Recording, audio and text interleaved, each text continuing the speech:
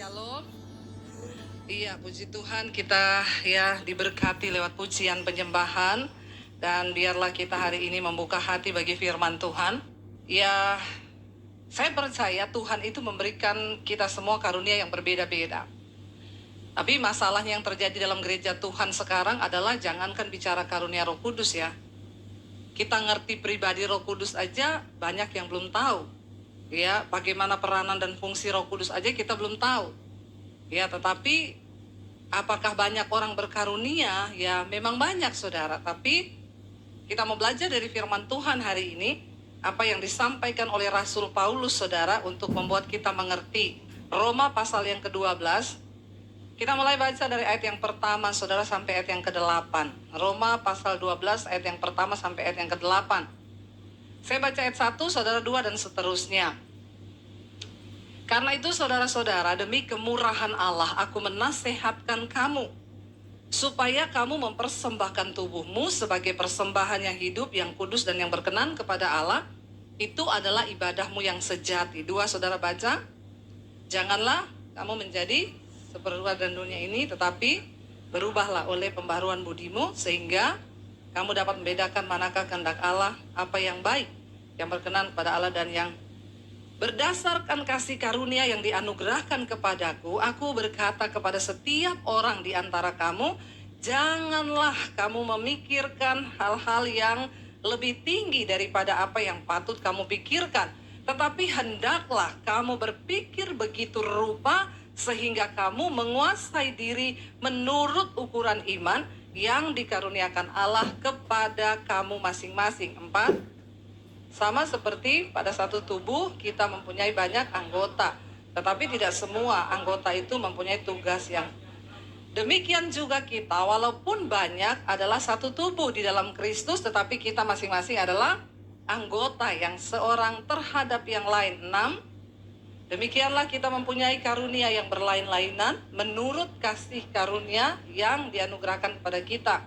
Jika karunia itu adalah untuk bernubuat, baiklah kita melakukannya sesuai dengan iman kita. Jika karunia untuk melayani, baiklah kita melayani. Jika karunia untuk mengajar, baiklah kita mengajar. 8. Jika siapa yang memberi pimpinan, siapa yang menunjukkan kemurahan, hendaklah ia. Iya, tema hari ini adalah mengobarkan ya karunia roh yang ada dalam diri kita. Saudara, surat ini ditulis oleh Rasul Paulus untuk jemaat yang berada di Roma. Rasul Paulus mengingatkan kepada jemaat bahwa ya kita ini semua diberi sama Tuhan karunia. Karunia itu berbeda, makanya juga seperti halnya kita diciptakan Tuhan berbeda-beda sesuai dengan warna dan gambar diri ya. Saya ini orangnya merah, saudara. Suami saya hijau, flegmatik, saya koleris. Itu juga menentukan karunia ya. Makanya saya bisa jadi penginjil ya. Saya nggak cocok kalau jadi gembala, nanti orang kepahitan semua sama saya ya. Suami saya itu flegma, dia hijau, karunianya bisa dia menasehati. Sebagai gembala dia sabar.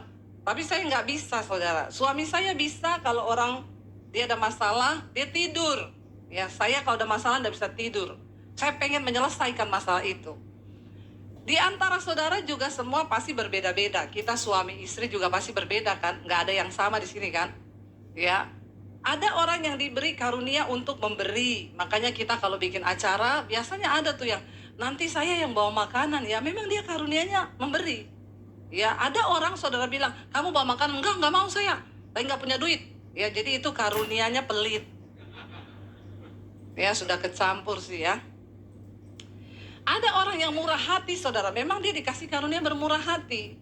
Ya, ada yang pengajar, saya ini berkhotbah sebagai penginjil, tapi saya disuruh ngajar enggak betah. Ya, karena saya sebenarnya bukan pengajar. Kalau pengajar itu teliti dan ya dia bisa tulis semua yang akan dia sampaikan. Saya enggak bisa tulis apa yang mau saya sampaikan. Saya ngalir begitu aja saudara. Ya, tapi saya seorang penginjil. Demikian juga seorang kalau pengajar yang khotbah, biasanya saudara gini, nih kok kalau dia khotbah ngantuk ya. Nah, itu biasa orangnya itu karunianya sebenarnya pengajar. Nah, itu berbeda saudara. Nah, dikatakan di sini Rasul Paulus sedang berkata kepada jemaat itu, ayo kobarkan setiap karunia yang berbeda-beda. Kenapa? Karena nanti kita ini harus mempertanggungjawabkannya di hadapan Tuhan. Ya, tetapi saya tertarik ini saudara, Roma pasal 12, Rasul Paulus, poin utamanya adalah bicara tentang bagaimana jemaat harus mengobarkan karunia. Tapi saudara lihat dari ayat yang pertama, ya ini yang menarik. Sebelum Rasul Paulus menyuruh jemaat itu mengobarkan karunia, yang pertama dia bilang begini, demi kemurahan Allah, aku menasehatkan kamu supaya apa? Kamu mempersembahkan, ditayangkan ayat yang pertama tadi, ya, Roma 12 ayat 1, multimedia. Ya, Roma 12 ayat. Karena itu saudara-saudara, aku menasehatkan supaya kamu mempersembahkan tubuhmu sebagai apa? Persembahan yang hidup, yang kudus, dan yang berkenan. Itu ibadahmu yang sejati. Kenapa Rasul Paulus menekankan pada ngerti dulu ibadah yang sejati itu apa? Karena sekarang banyak orang punya karunia hebat. Bahasa rohnya tinggi, ya bahkan bernubuat, bahkan orang bisa menyembuhkan orang, tetapi dia lupa mempersembahkan hidupnya kepada Tuhan. Makanya ada satu statement seorang pendeta yang bilang gini, saudara jangan menghakimi pendeta dong. Pendeta itu sebelum dipilih mereka orang biasa. Mereka juga melakukan persinahan, kenajisan, mungkin ada yang homo, ada yang pencuri. Nah ini tidak bisa hilang. Jadi kalau mereka sudah jadi hamba Tuhan, ya mereka mungkin sesekali akan jatuh lagi. Ya jangan dihakimi, jemaat harus memaklumi. Saya bilang ini contoh pendeta yang hanya mengejar karunia tapi tidak mempersembahkan hidupnya kepada Tuhan. Jangan diputar balik saudara, hati-hati dengan pengajaran-pengajaran akhir zaman. Loh, harusnya kalau seseorang menyerahkan hidupnya kepada Tuhan, lalu dia menerima kuasa Roh Kudus dalam dirinya, maka Roh Kudus itu adalah roh yang luar biasa, pasti akan memerdekakan. Kita bukan hanya diberikan roh, tapi kuasa dari roh yang luar biasa. Roh yang membangkitkan Kristus dari kematian itu ada dalam diri kita. Masa dia nggak bisa bebaskan kita dari kenajisan? Makanya pertobatan itu penting loh saudara. Ini Rasul Paulus yang ngomong di sini. Orang-orang kalau hanya mengejar karunia, itu yang Yesus berkata, nanti di hari-hari yang terakhir ketika Yesus datang kembali, mereka ini akan menghadap Yesus ngomong, ngutarain karunianya semua. Aku melakukan mujizat demi namamu Tuhan. Aku bernubuat demi namamu Tuhan. Aku menyembuhkan orang sakit demi namamu Tuhan. Tapi Tuhan bilang, enyahlah engkau daripadaku, hai pembuat kejahatan. Aku tidak mengenal engkau. Mungkin karunia kita bisa dipakai Tuhan saudara untuk memberkati orang. Tapi kalau kita tidak menyerahkan hidup tubuh kita ini kepada Tuhan untuk diperbaharui oleh Roh Kudus, maka kita tidak dikenal Tuhan loh. Ya, sebelum kita mengobarkan karunia, ayo kita sendiri dulu menyerahkan hidup kita kepada Tuhan, kita dikuduskan. Lalu ayat yang kedua berkata di sana apa saudara? Kita baca ayat yang kedua lagi.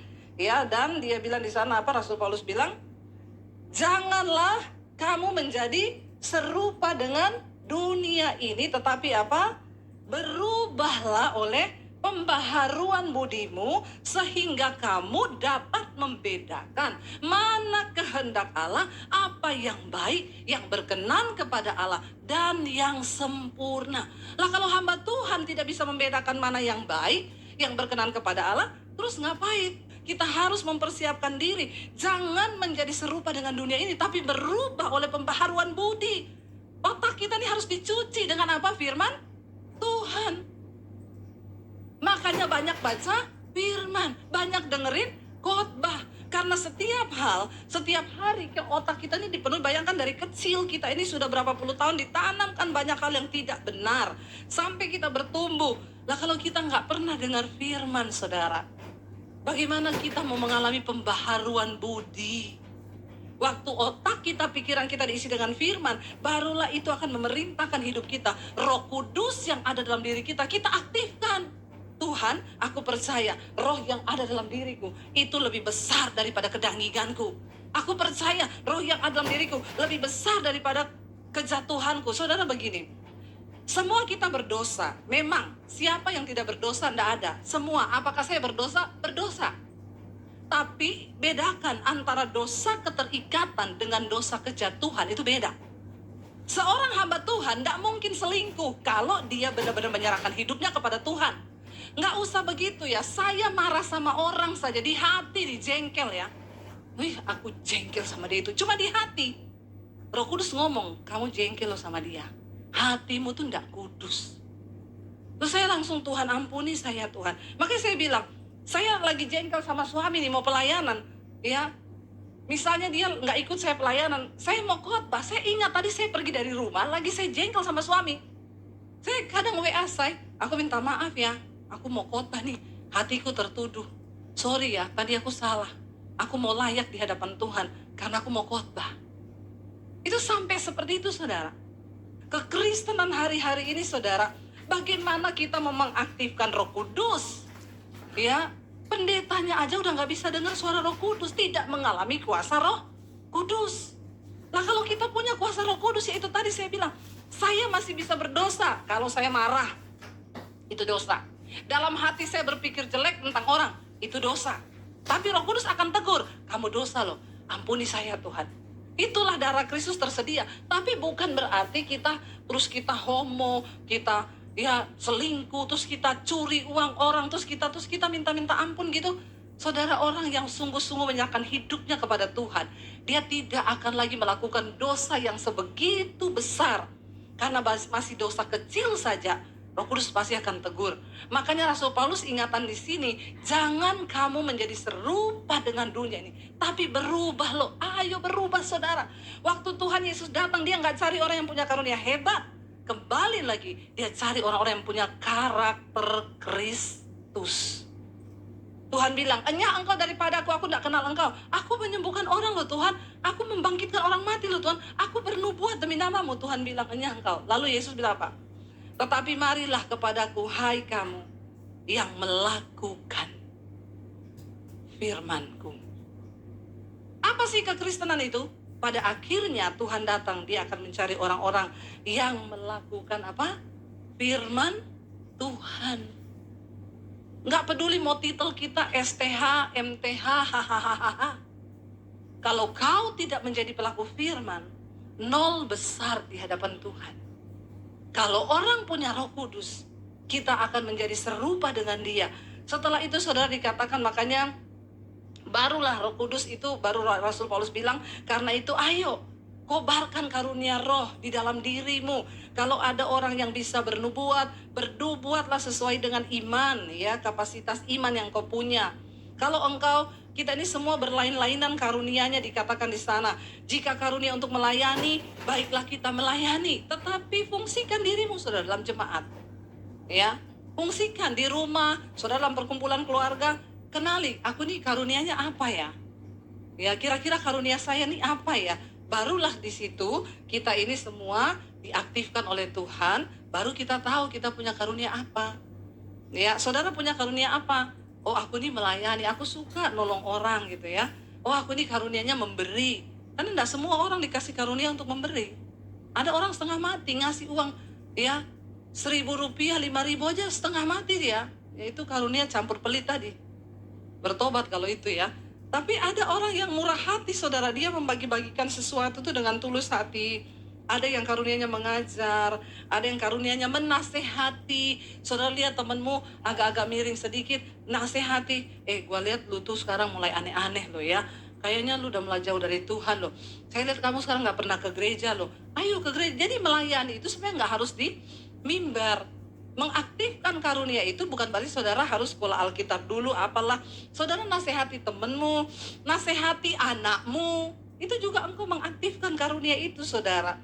Ya, dan dikatakan di sana, kalau ada yang sebagai pemimpin, ya, kalau engkau diberi karunia sebagai pimpinan, hendaklah ia melakukannya dengan rajin. Siapa yang menunjukkan kemurahan, hendaklah ia juga melakukan kemurahan itu dengan sukacita.